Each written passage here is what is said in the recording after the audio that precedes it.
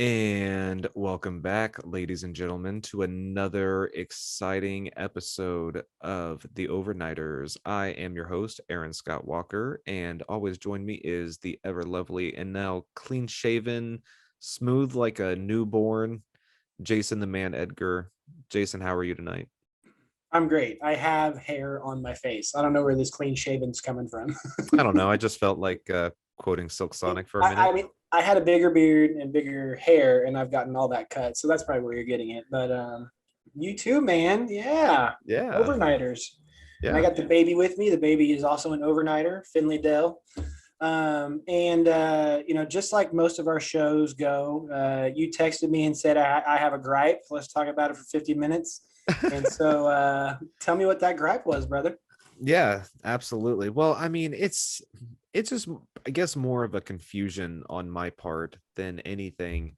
And that confusion is that like my wife and I work at the same job now. We work practically the same shift. We just have different days off. And we were at work the other day together and she was talking to me about how Dax Shepard and his wife, I can't remember her name now, but they had to defend their comments that they don't bathe their babies like every day. Like they wait for them to start stinking and then they wash them. And I guess Mila Kunis and Ashton Kutcher have a similar approach to it. But here's my thing. I don't care. And why do we care? Like, why is this something that CNN reported on this? Like, there are much more important things out in the world that I just believe that our news outlets should be dedicating the majority of their time to. Like, why is this, like, obviously, like the first thing you go to is ratings. Okay, sure, fine. But like, how is this considered like respectable journalism? You know what I'm saying? Like how if Jason the man Edgar was a Mm-hmm. journalist, would he be really excited about, like, you know what, I was watching on Ellen the other day that Dax Shepard was saying that he doesn't wash his babies every single day. I'm going to do a 10 paragraph rant about why that's a bad thing or why that's weird, or like, who cares? Like, you could wake up and do an article over something positive that happened or something more serious and more prevalent that is more important than talking about two celebrities' decision to bathe their children in that routine. So I just kind of wanted to gripe about that and get your opinion on it. Well, hearing your story again, I come back to the same conclusion that it's about CNN. I didn't particularly see it, and it didn't even really pop up on my news. Um, but if CNN talked about it, it's just because they have nothing. There literally is nothing else to talk about in a 24-hour news organization like CNN. But I think also it gave them an opportunity to kind of use some liberals as punching bags. They're likely left leaning. Well, they're celebrities. They probably don't support Trump. And so if they're doing something, I don't know, nefarious, I guess, it sounds like there's no news here. I'm pretty sure I agree with you. I actually don't think that they do. They put puff pieces all over the news. I think that they cover like voting rights and oh god, what else? Infrastructure too much. I almost feel like I get too inundated with the media. But like I said, CNN is a 24-hour news cycle, and if it bleeds, it leads. That's what you were probably saying earlier, right? Okay. They probably did it for the clicks because they're like popular people. What else? But a lot, and you said you were just kind of confused. I think a lot of individuals in our society are confused when it comes to CNN, MSNBC, and Fox News, especially in the nighttime with like Tucker Carlson and Rachel Maddow. These individuals are entertaining on a political network, which means that they are trying to entertain conservatives. That's what Tucker Carlson does. He entertains conservatives. It's not news. Yeah. It's entertainment. It's like saying you get your weather report from Harry Potter. And they're always going to be making the news. And Rachel Maddow does this all the time. Like it's like, oh my God, we are about ready to turn into Nazi Germany if Georgia loses this one, I don't know, elected seat. And it's like, stay tuned tomorrow and I'll tell you. And I'm like, well, I have to listen. Yeah. And it's just like a soap opera, but it's a soap opera in real life. CNN, like I said, though, and all these corporations are 24-hour news cycles. They do tend to have a slant. So they something is going like there is going to be some sort of framing and editing that goes into every single minute that's on CNN. And so maybe that was their opportunity to break from some news and also kind of show that they're a little bit more objective. So for you, I guess where would you point I guess the Oh end of the yeah. cliff? Oh, go ahead. You're about to say something? No, go ahead with the cliff No, no, analogy. you're good. Like at what point did we fall off this cliff into an endless abyss of, media, like news media consumption, to the point where we have to have these types of stories to fill in that time? Like there's such a demand for the news that even though it's a complete bull crap and really nobody cares and we're just kind of using it to get your attention. God, the genie is just so out of the bag here. I don't have the evidence to back me up, but every country that doesn't have a Fox News counterweight is like doing much better. Canada, for example, is much more happier, much more prosperous. I mean, they've legalized weed on a federal level. They don't have any terrorist attacks. They don't support their army like we do, and they don't have a Fox News. But Australia, they're starting to see more things like we are, like this kind of like critical race theory, get it out of the schools, and kind of like this dog whistle racism stuff. And it's with countries that have a Fox News. Now, I'm not saying Fox News is bad, but they cater to the severely uneducated. And if that turns out to be your uncle or your sister or whoever me and you were talking about over text messaging the other day, I'm sorry, but that's who they are catering to. That being Fox News. And so, unfortunately, Aaron, the answer to your question is that we all have to be more media literate, meaning we have to understand that Pod Save America or the Rachel Maddow show is meant to entertain liberals, much like Tucker Carlson is meant to entertain conservatives. But the problem is whenever people mistake this for news, it's not news. It's their spin. It's their entertainment value. Of course, Tucker Carlson is going to visit Hungary and Viktor Orban. He's a Trump-like authoritarian, and of course, Rachel Maddow is going to complain about voter integrity in other states because that's what liberals want to listen to. One of my favorite podcasts is every Monday and Thursday. Pod Save America comes on, and what do? They bash the crap out of Trump. I want to hear that for 45 minutes, but I don't take that as the news. You ask me what my favorite news is, and I say it's Good Morning America or the 5:30 news. You don't see those puff pieces you were talking about on the 5:30 news, and that can kind of transition us into this media theory. Everyone needs to be more media literate, but there's four types of uses and gratifications of media. And the first one's what we're talking about is surveillance, where you watch the news just to be informed on what's going on in politics, what's going on in the news, what's going on in weather, and what's going on in sports. And so when people say, "Oh, fake news," it's like, are you serious? Like, do you think that they're not telling the truth about the White Sox score? Or what the middle school is serving for lunch tomorrow? Like, what are you saying is fake news? Oh, I think Don Lemon is fake news on CNN. Well, that's not news. I just got done telling you that's entertainment. So next question. And who keeps saying Fox News or is under this umbrella to tie it all back around? The severely uneducated, because they don't understand media literacy. Fox News understands this and just infuses them with like white supremacy and hate immigrants, hate teachers, hate poor people. And and it doesn't help that we have like this diversity report. I don't know if you've seen this, but there's less and less white people according to the 2020 census. So that was a huge chunk of time. But what do you think about like surveillance and people kind of like mistaking like news for entertainment? Well, I mean, I think it's really easy to tell that it's hard for people to see the line between being serious and not being serious. And whenever you couple that back with, being educated about what what you're reading. It's like, you and I have the benefit of having, debate training. We have the, and then on top of that, post high school education where, like we take communication classes, and part of those classes are, not only finding research, like finding articles to support or to inform you about a specific topic. It's about finding reliable sources that give you accurate information and are as most nonpartisan as possible.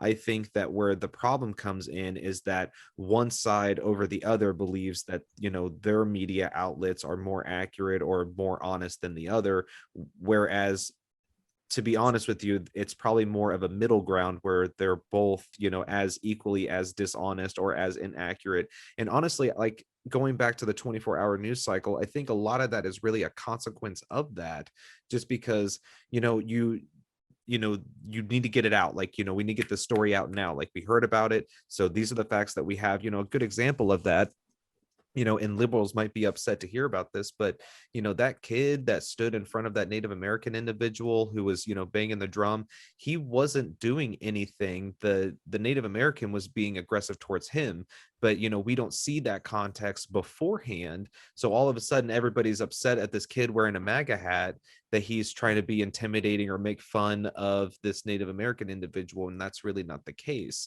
So I think that you're absolutely right. We do need to be educated, and we need to stop taking everything that we see at face value. It's a lot like what Denzel Washington said, which he says, like, if you don't read the newspaper, you're uninformed, and if you do read the newspaper, you're misinformed.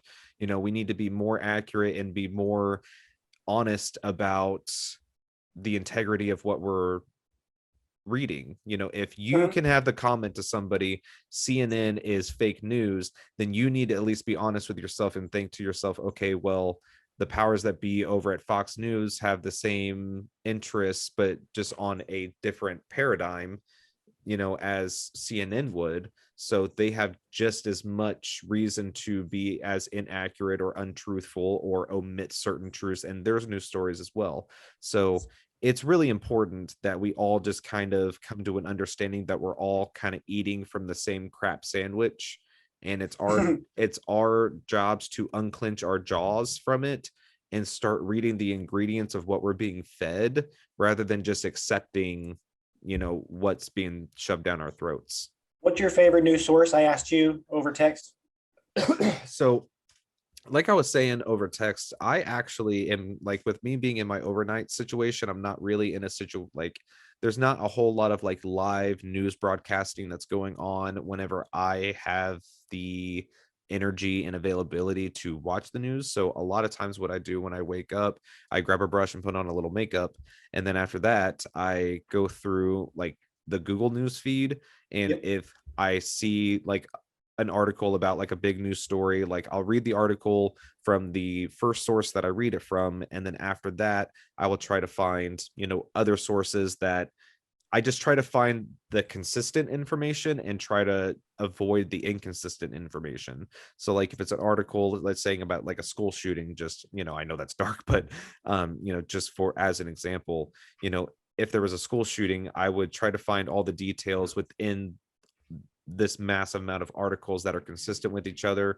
And then because there's obviously going to be times whenever they're going to add their own little, word on the street is this is the reason why the kid did this, and there's going to be another news article that said, well, we heard from the kid's grandmother's father's brother's cousin that this kid actually had problems with this. So avoid that information and just stick to the facts as much as you can, because the facts are going to be what's going to be the most consistent. Like Fox News, CNN, a lot of the statistics are going to be the same, but how those statistics or facts are being bent or twisted are what's going to be different. That's what's going to serve that agenda. So find the agenda, remove the agenda, stick to the statistics. Yeah, two things I was going to end with was, and even with that quote you had, it's very cynical to hate the news. It's also very easy to hate the news. It's better to be what we said and go beyond that and be a moderator of the news. Maybe it's not what Fox says. Maybe it's not what CNN says. Maybe it's kind of something right in the middle. No one ever brings up Good Morning America. No one ever brings up the nightly news, and it's because they're pretty much just giving us that surveillance.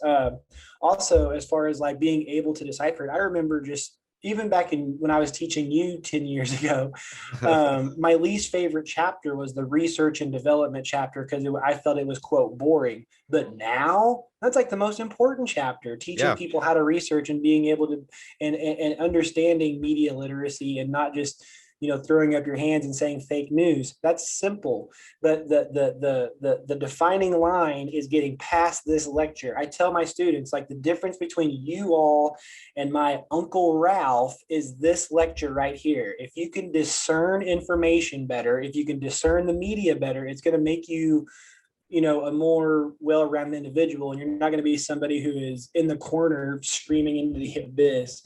As far as like informative show, God, it's so hard for me to even think of one right now. So I'm talking about the uses and gratification. Surveillance is that news kind of like source. That's where we get, that's why we use media, but we also use media to inform us. And I guess the one that I talk about, you can tell me your favorite show too, is Mythbusters. How awesome of a show was that? Um, Doing like some sort of urban legend just to see if you could actually do it, and using science. And sure, they kind of like went the the long way around to answer some questions, but Yeah. a super informative show. Well, Doesn't have a political stance. It doesn't have a love interest. It's not really. It does entertain because there is such a thing as infotainment. yeah. But I'm curious what your show is. Your favorite informative show. Well, real quickly, I will say with Mythbusters and coupling with the show that I am going to say is my favorite one, which is Adam Ruins Everything. Like, what's important about Mythbusters is that, like, it is kind of dangerous to pass along like inaccurate information based on like fables or omens or myths that have been passed along, like, saying, like, telling somebody to, just ingest a lot of vitamin C to get off of the sensation of smoking cigarettes. So there's scientific proof that does say, like, yes, vitamin C does help you with the cessation of nicotine and trying to wean off of it, but there are negative consequences to having too much vitamin C. And like, you should probably go to a doctor and find out, because like, you shouldn't be taking vitamin supplements if you don't have a vitamin deficiency. So people giving information based off of just stuff that they've heard is a problem. So I really liked Mythbusters because they had like their main story, but then they also had like viewer requests, like, hey, like, is hitting a moose the same as hitting a deer? Are you supposed to speed up faster whenever you're encountering that animal, or do you slow down? Like, those are actually potentially life-saving advice. Like the moose one, for instance, like going, I think they decided like going faster makes a greater impact, which would harm you, like put you at greater risk for death. So like, that's potentially life-saving information. And Adam Ruins Everything, like, they do like an overarching topic, let's say gambling and or Hollywood, for instance, and then they start breaking down like the Oscars and how basically all it is whoever paid the most money, for votes in the Oscars. And then they go to reality TV and show like, reality TV is 99% scripted. There's almost nothing about reality TV that is accurate. But then at the end of the show, like, he kind of gives like a heartwarming, well, this is the great stuff about Hollywood, and like, yes, all this stuff is bad, but because we recognize this stuff, we can change it and make that even better. And all along this, each episode, anytime he says like a statistic or a fact, he will like you'll see like, the Daily Post, August 7th, 2008, like, he cites the source on screen, so you can immediately go to wherever they're going to find it. So I like, and it's really entertaining, and you find out a lot of information. The reason it's on a uses and informative is a uses and gratification perspective. One of the four, it's like an important one. It's one of the four, is because media people know, like Mythbusters, like Adam Ruins Everything, that people are genuinely curious. I'm even listening to Adam, you talking about it, and I'm kind of like interested in it. The next one is social utility. And these are shows that might be a little bit more scripted. Maybe they can be reality based, like kind of like The Bachelorette or something. That could also be entertainment. But there's two shows that I think are really good as far as like social utility. The first one's Saved by the Bell. teaches people literally how to interact in high school. You have the lockers, you have the principal, you have all the different like archetypes that are in high school, like the cheerleader, the football player, the preppy guy, the nerd. But then this is so perfect for social utility is The Office, dude. The Office is popular now, and it's like I don't even watch it. You know why? Because I watched it when it was on. You Yeah, when it was guys didn't live. watch this when it was freaking on and like crying your eyes out 2 episodes before the show ends. Like, Seeing Michael leave and seeing him cry in front of all of them, singing "Remember to Call." Like, oh my God, singing Will Ferrell in the background. You got to remember to call. Like, or yeah. Goodbye Toby. Oh Oh, my classic. God. When he say because that I love that episode because usually the party planning committee like is so bad, but there they had like a freaking Ferris wheel, and Michael had like a freaking song written out for Toby. But okay, so the reason it's popular though is because everybody works. Everybody works with a Dwight. Everybody is in a kind of like flirty relationship at work, and that could be like the Jim and Pam relationship. Um, but yeah, and that's exactly why is that show popular? Kind of the same, but that's not the same show as Mythbusters. It's a No. different thing. It's human and human interactions. This is what other humans do. And then last but not least is entertainment, which we could transition into what if, but also football too. Yeah. So entertainment is kind of like a catch-all where it's just kind of like wish fulfillment. Oh my God, I hope the White Sox win because I'm in Chicago.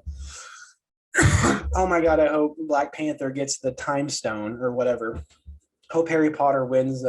What did he play? Quidditch? Quidditch. Whatever, like basically entertains you. Yeah.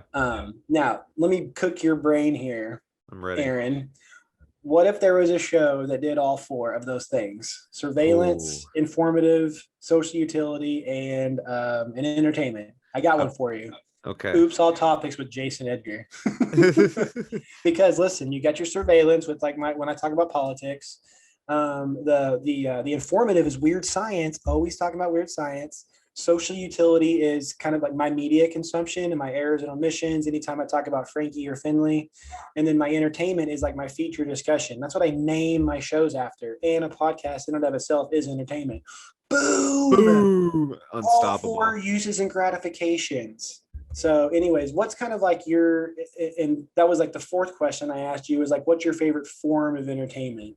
Well, a lot lately, it's just been YouTube, which is like having YouTube has just been such a blessing for me because I'm a random fact guy. I really enjoy learning about things that are obscure. Like, when my wife and I were first dating, she got me a bunch of like random fact books, and like weird science books and stuff like that. Uh, but also on top of that, I love watching interviews. Like that's why I like watching like video podcasting because it's literally like Joe Rogan sitting in front of Neil deGrasse Tyson for 4 hours talking about the coolest stuff and the stuff that's bigger than us, and when you really think about it, like it's like you just stand in awe. Like I love that stuff. So YouTube gives me access to all of it, and YouTube even has movies now that you can watch by either paying for it or by free. So like it covers a lot of checks a lot of boxes for me. But secondary, I watch a lot of Twitch. Just I really enjoy watching people play video games. um and I don't know why. Like maybe it's like what you were saying before, wish fulfillment. Like I legitimately wish that I was as good as some of these people, and maybe that's why like people are obsessed with watching like football, because like they remember what it's like to play, and so whenever they watch other people play, they kind of live vicariously through that, and that's an added level of excitement that they get through it. I you know because these people who you watch stream, like they're you get to figure out who they are and grow to like them as individuals, just like any character that you see, like a Jim or a Pam. They have their own personality, they have their own character. So when you watch them for hours on end, just like you would watch The Office, you grow to kind of love them. There's a few streamers that I watch that a guy named Siegel and a guy named Kabaji. Like those two people, like Siegel took a hiatus from streaming, and I literally got depressed from it because I watched him every single day, and like he's a really funny person. Like he's super smart and he's really nice to other people. Like he's kind of the example of, you know, what we want people to be. I say that a lot in, you know, the endings of our show because I think that's important. Um, and like there's this, you know, this guy who found out that a play that he did on a live stream 10 years ago got recreated in the new Battlefield video game trailer. So he, you know, kind of got immortalized in Battlefield history by having something he did in real life on their video game reanimated for the trailer. And he just like started crying when he saw the trailer because he didn't expect it to happen. But he essentially sees himself in an official Battlefield trailer, and like he just gets real, like he just loses it, and he like it gets you emotional. So it gives you the same stuff that, you know, any other form of entertainment gives you, I feel. And it's great anyway. Twitch sounds like social utility and entertainment mixed into one. Yeah. You like YouTube? If you said it checks a bunch of boxes, it checks probably surveillance, informative, social utility, and entertainment. I think podcasting for me has been a lifesaver. Not just doing them, but also listening to them. And they too would be surveillance, informative, social. I don't do a lot of social utility. That would be kind of like Welcome to Night Vale, anything that might be like scripted. And I've never kind of been into that. You would never hear that on like this stream, but let me open my podcast app and I'll just tell you what each one is like in one word. I got comedy, sports, sports, politics, comedy politics. What is Bill Burr? Comedy, yeah. Comedy. Philosophy, whatever we are. Oops, all topics. Politics, sports, comedy. Uh, that's all those boxes, right? Yeah. Surveillance, maybe not so much informative and social utility, but it's either and the reason I brought up podcasting is because you get certain uses and gratifications out of it. I'm getting to know a lot about sports. I'm getting a lot of background for politics, for like debates and stuff, and I'm being able to do it while I'm taking care of my kids. And so there's nothing else I would be doing there. I'm not listening to classes online, and also books on tape or books that are like read on YouTube or music videos on YouTube. Those are all going to be like entertainment as well. There's also going to be sports clips.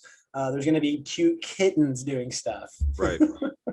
Well, I mean, and even now, like there's so many ways for us to get that media consumption. And, you know, as you know, if you heard, or, you know, if you listen to my last podcast, you know, I talk about, you know, where we were from the beginning of COVID to where we are now. And, you know, just the statistics on how many streaming apps that are out there right now that allow you to consume essentially whatever content you want to consume, whether it be, you know, like full catalogs of like TV shows, just whatever TV show you want to think of, just, and but now you have to go to specific apps and services to get that. And one of the newest ones being Disney Plus, and they came out recently with a series of What If, and that was really exciting. At first, whenever I heard it, I thought it was going to be the comics rendition of, because Stan Lee did like a 5 issue miniseries of like his reimagining of DC characters, like the Flash, Green Lantern, Batman, like all of them reimagined with completely different origin stories, different powers, like all that stuff. But then it's essentially the same thing, but it's just like, you know, the multiverse stories that Marvel has, and just like basically just flip-flopping the roles of certain individuals and creating a timeline of where that could potentially have happened. So the first episode that they did was essentially the switching of roles for Steve Rogers and Peggy Carter, Agent Carter, for those who know her by that name. But essentially what they do is so the episode opens up with, we get introduced with the Watcher, and the Watcher is just essentially a callback to They're basically just these celestial beings. Marvel seems to have multiple races of celestial beings that have control over the timeline, or at least have access to seeing the timeline. So if you're wondering what the Watcher is, that's essentially what they are, is that they're just, an old callback to people who know It, it could history. also be Stan Lee in every single Marvel movie, because isn't he quote the Watcher if Stan Lee is the same character in every episode, every movie? I believe so. Yeah, he's because he's the only thing that's consistent, is like that person shows up in every single scene. What do you think it reminded you of? And you can go back to discussing what the show, but you know what it kind of feels like? It's kind of like a Twilight Zone, but for the Mhm. MCU. Oh yeah, absolutely. And that's a really good example, because the Twilight Zone did a lot of that, where somebody would get bonked on the head, and then all of a sudden there's a different species walking around, then and they speak a different language, so they're already in an alternate reality, but everyone acts as if he is a part of, like, he's supposed to be there.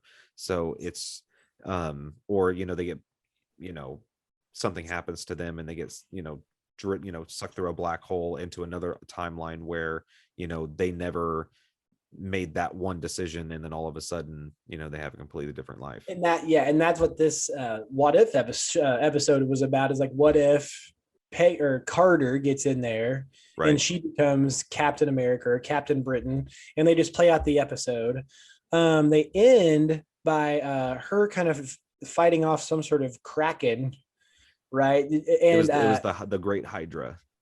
yeah, and then the Great Hydra, and then she goes into the whatever time freeze that they do, and she wakes up with like Clint and oh god, Nick Fury.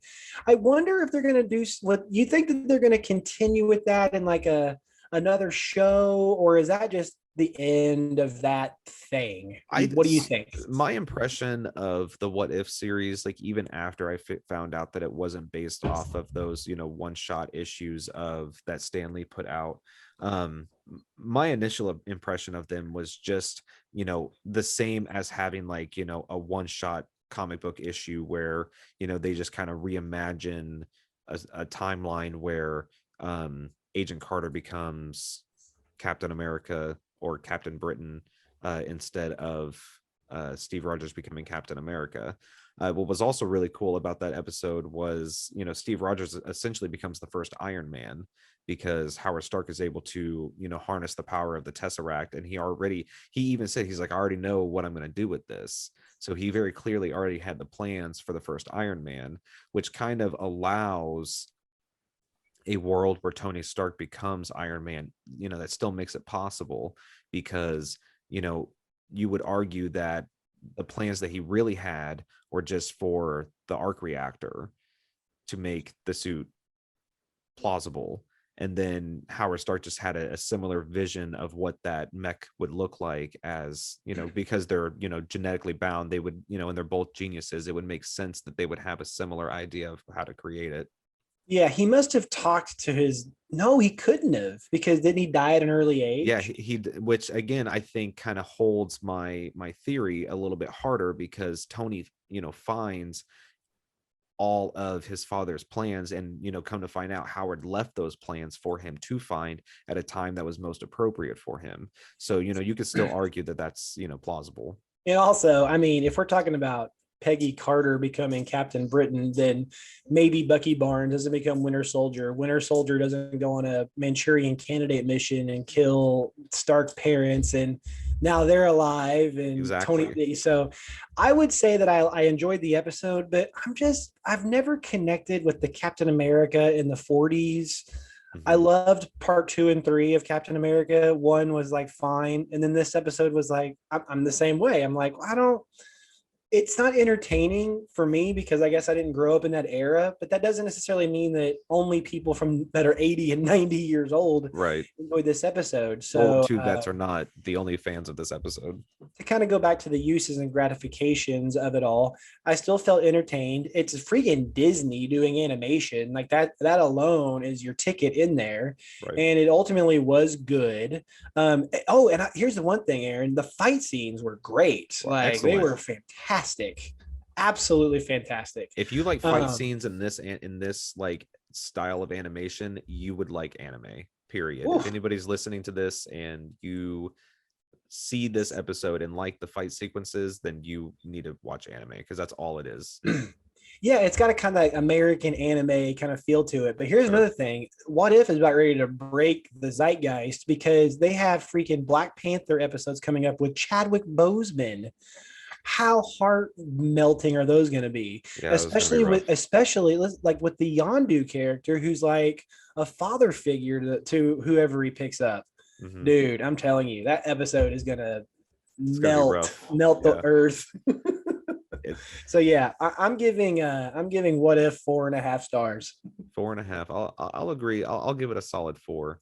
The one thing Ooh, that I wow. also liked about it was at the very end, it was kind of a like an example of what Doc was trying to show Marty the first time he was showing the DeLorean. He sent Einstein, his dog, into the future 1 minute, but his watch was behind 1 minute, showing that, Peggy Carter went through time and she came out at the other end instantaneously.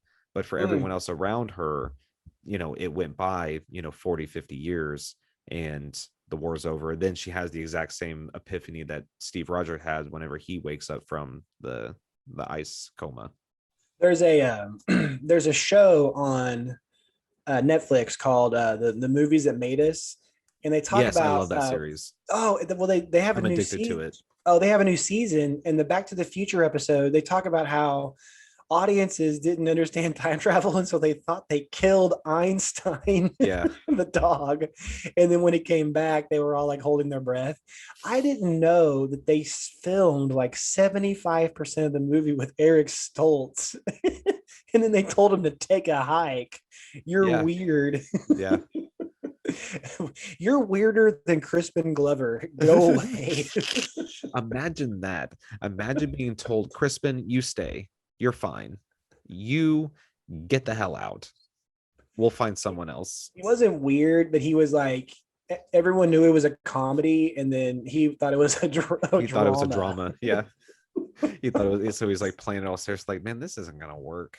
Take a hike. We want the most popular guy in Hollywood. Make He was like a doing tree family. and He was get doing out of here. family ties during the day, and Back to the Future at night. And he's like 15 years old, probably. They're Jeez. writing child labor laws because of Marty McFly. But anyways, randomly, Aaron also texted me saying, "Hey, talk about your favorite football moment." And I think I've talked about you this with before, Aaron, or maybe we had this as a pod deck question.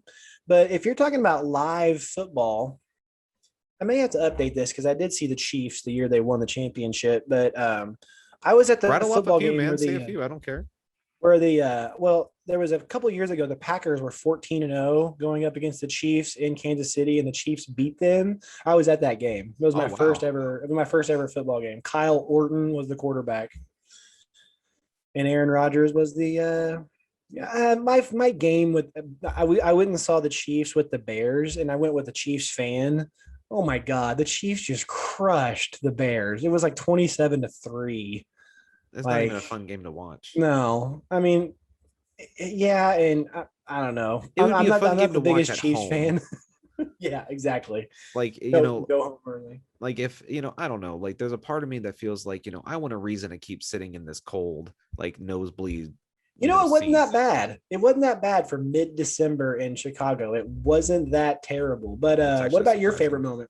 moment? So I mean, as far as like favorite moments that I've witnessed, like, because it's kind of something that I tell my dad a lot that I'm jealous of, because he uh like we'll be watching like sports highlights from like, this, 70s and 80s, and he'll be like, I was watching that game, and that gets me like really jealous because there's it seems like when you watch these highlight reels, there's so much more like important moments in football than there have been now. So whenever I do see moments like that, like, like, oh man, this is going to be remembered for a really long time, like it kind of hits hard. And being a Patriots fan, the last 10 years has been chock full of those moments, because it's just been a never ending roller coaster ride for the Patriots since the big since the drafting of Tom Brady, and the moment of Drew Bledsoe getting injured, and Brady taking his first step out on the field. From that moment on, like history for the Patriots were changed,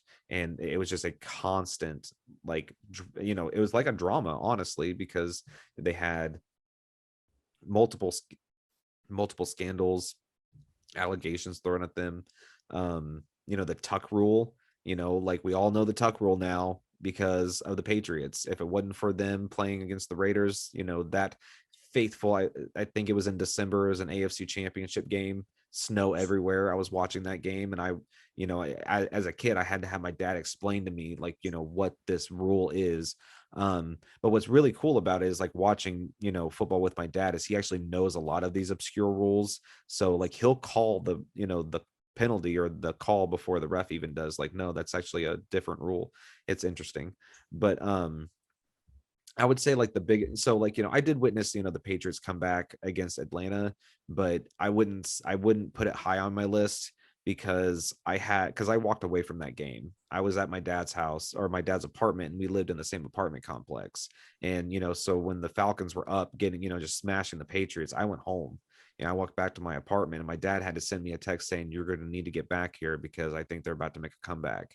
So I had to be called back to watch that, but I did watch the Patriots intercept the ball against Wilson. Like, I was watching that happen, to win the Super Bowl against the Oh, Seahawks. oh, that might change my answer too. Like you watched it on television. Yeah. Okay. Um, I went to a debate tournament one time in Long Beach, and it was like a four day tournament with Chris and Mike. And in the middle of the tournament, I got deathly sick. Like I couldn't swallow. My eyes were like bloodshot to hell, and I just didn't feel good at all. The tournament ends like Sunday afternoon. It was a Super Bowl weekend. Mhm. I was feeling a little bit better, but I pretty much watched the Super Bowl in the hotel. I got In-N-Out Burger for for halftime, and afterwards, I went to this place called a card room, and all it was a casino that played nothing but Texas Hold'em, and I watched the fourth quarter there. It was freaking awesome. Nice. We're watching playing Texas Hold'em in California, watching and that was the Super Bowl that Peyton Manning won with the Broncos, Oh, okay. and I'm like shouting at the top of my lungs, "Retire! You're Call walking it. away from Super Bowl 50, winning. Walk away. Retire, Peyton Manning, and also your neck is fused together." Yeah, like, I'm sorry, your doctor's saying, "Hey, one more bad hit might be the end of you." That, Yeah, you might die the yeah. next. I mean, because didn't they say that? Didn't they say, like, hey, like, you might, like, lose function in your limbs if, like, you get, like, one more, like, really hard hit? Yeah, they were talking about words like fusing things together, and I can't imagine Von Miller tackling him. Oh my God. Okay. They So would have to anyway, put a new, I mean, because they redshirt quarterbacks during practice, so that way they don't get tackled. They'd have to come up with a new color for Peyton after getting, like, his neck fused. Like, don't you can't even tickle this guy. Like, don't walk past him. We need him 100%. hey, as I discuss our presenting sponsor, Aaron, let me know how much time we have left. But speaking of fusing your neck, the presenting sponsor of Hoops on Topics is Morton College. I'm sure there's a nursing connection there. But did you know Morton College offers 17 associate's degrees in applied sciences, 5 transfer program degrees, and 40 career certificates, including programs like forklifting, pharmacy, welding, and vet tech. I think Aaron can drive a forklift. Not to mention the #1 nursing program in the Chicagoland area. Morton College is excited to offer day, evening, online, and hybrid courses during the fall, summer, and spring semesters to meet the demands of your busy schedule. I can tell you from experience, I teach there that I'm teaching a lot of face to face, and I have an asynchronous class, and I also have an online on a schedule class. So whether you're looking to transfer to a 4-year school or earn credits towards a career, Morton College has the classes and schedule for you. So for more information, call 708-656-8000. Look them up on Facebook or visit www.morton.edu. How much time we got left, Aaron? We got, like, over 10 minutes. We got plenty of Whoa. time to get into our final segment, I think. Question. I got a Answer. question for you though. Did you see the Suicide Squad? No, not yet. Ooh. It's it's on. I got a list. I'm getting through my stuff because so many people could like, how could you have not seen this yet? I'd be like, okay, give me No, time. I'm not like that, but it's definitely watchable. I'm almost thinking it's rewatchable. Ooh, well, The the villain, responses the on Rotten Tomatoes was let me great. just tell you that the big bad is so awesome. It's, and again, it's, to talk about it without talking about it, Aaron. It, once again, it's just beautifully made, beautifully made. It's so artful. I want you to text me at the end of it and tell me what you think about, like, the defeat or not defeat of the final villain. Okay. One of the most beautiful things I've ever seen, and it's like Harley Quinn. So, anyways, I was going to say we could talk about that, but we actually have a segment. This isn't debatable, is it? I thought this was, we each bring an article. No, this isn't debatable. The debate, because I was going to bring up the other thing that I saw during, like big moments in the NFL that I actually witnessed as it was unfolding was the Oh, Michael go Vick ahead. scandal. And a lot of people argue that he shouldn't even be re-allowed back into the NFL. Like, just because he served his time doesn't necessarily mean that he's not a monster. It doesn't necessarily mean that he didn't force these dogs to murder each other. So like there's a lot of protests that happen at a lot of the games that he is active on, because people don't believe that he should be able to be back on the same platform that he was on that allowed him to you know do all of those things to begin with. So that was just kind of like, maybe like we could toss back and forth on that, because I didn't know your opinion on that or not. Well, the thing with Michael Vick is that he went on television and he apologized. And he did it. I even show it sometimes in class because he followed the correct apologia structure. Whenever you apologize, you need to explain the issue objectively, apologize for it and to the people that you harmed, almost like it's like a speech. I'd like to apologize to this person and that person and that Yeah. person, and then provide a solution so it doesn't happen again. Like, he went to prison, he found God. He says he found God. He gave an apologia. He apologized. Like, what more do you want from the guy? And by the way, whenever he got out of prison, the Eagles threw $100 million at him. They're literally named after an animal. Like, so I think we're on the same side of that, me and you. So Yeah. I mean, what more do people want? Like, we live in a society where saying I'm sorry goes a long way, especially if you're sincere about it. It's hard to, I mean, if I was going to be contrarian, it's like, come on, Michael Vick, you kind of knew you were probably doing something terribly wrong here, Yeah. like abusing animals. But the dude is still, like, he's interviewed on the Cowherd podcast. He's still on NFL Sundays. Like, he's sitting there talking, and it's like, oh, that's the guy that abused dogs. Yeah. All right. Hey, I got an article for you. Do it. Now, your stipulation was an article that people should be talking about. Yeah. Okay. Okay. They changed the odds. Do you have Google up real quick? Sure. I want you to type in the odds of getting hit by asteroid Bennu, Bennu. Odds of getting hit by asteroid Bennu. And it should just simply pop up the odds. Does it say? Spell it again. Ennu. I'm curious if it just pops up. No, it just gives me news Ah, articles. shucks. Well, anyways, here's my article. The new odds on asteroid Bennu, will it strike Earth? And so what they did was, this is like the only asteroid that has a potential to ever hit Earth. Hmm. And so it used to be much higher than 1,750. But now it's changed. No, it is that. There's a 1 in 1,750 chance of getting hit by this asteroid between now and the year 2300.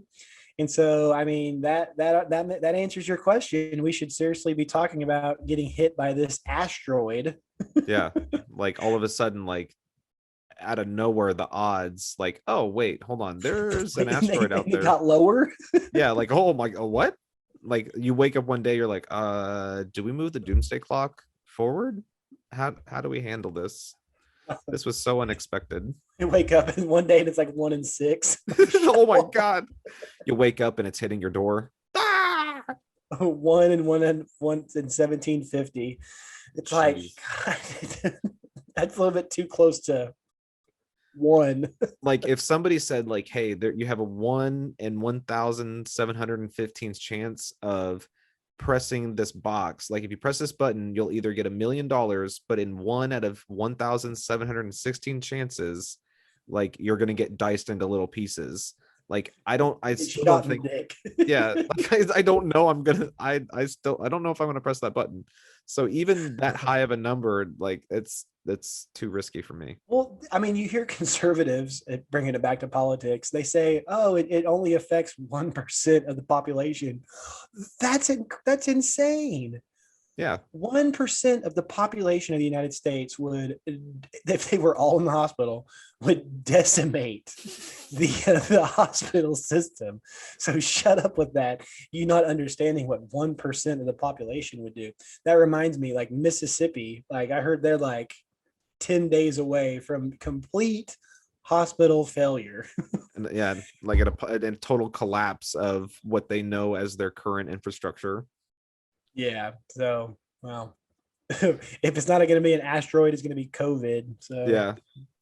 and you guys live in Oklahoma. You guys live in a real red state. Like, Oh what yeah. do people are they like offended at masks down there? Or I mean, they're not, nobody has ever talked to me or mentioned anything about my mass, but my mom did go to the hospital recently because of a blood clot being dislodged. And she said oof, that they had people like just sitting in the waiting room hooked up to IVs, like just full. She said that it was packed with people just sick. And like just she got out in a couple hours, and she said that she was very grateful that she did not have to stay there any longer than she did. unreal, Terrifying. unreal. Well, Well, on the less terrifying side of it, because not talking about pending doom from an asteroid or a disease. um so the article that I think that, or at least the situation that I think that people need to be looking at more, or at least discussing more, is Biden talking about wanting to enforce more right to repair legislation, which essentially what that is like right now, like let's say you wanted to run your own like cell phone repair shop. Okay. So there are policies and legislation that protect companies from not allowing you access to the materials and the production means of being able to fix or repair items that you own yourself. So if you have a computer, like you can't get like legitimate products from them. You have to go to either third party sources. It voids your warranty. Like there's a lot of problems if you take it to a third party vendor or if you try to do it yourself.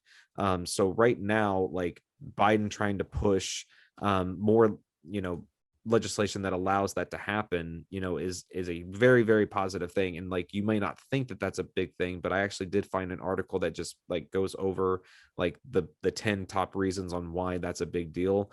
First off is that it doesn't take a genius to fix your stuff. Like you don't have to go to Apple to fix all your things. If a company has access to the materials that are necessary to do the exact same job that Apple can do, but at a much lower rate, you have the right in a capitalistic society to be able to go there and get the exact same service and not be, kind of, blocked by getting like legitimate products.